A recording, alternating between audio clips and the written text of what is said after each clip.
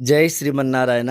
ఇప్పుడు మనం తెలుసుకోబోయేది ఒక నిజాయితీ పరమైన వ్యక్తి గురించి ఇప్పుడు మనం వివరంగా తెలుసుకుందాం. అది ఒక చిన్న గ్రామం. అక్కడ విద్యుత్ సౌకర్యం కూడా లేదు.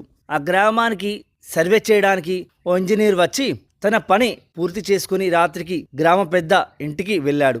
రాత్రి భోజనం చేసిన తర్వాత ఆ ఇంజనీరు తన బ్యాగు నుండి 2 కొవ్వొత్తులు తీసి వెలిగించి లెక్కలు వ్రాసుకున్నాడు.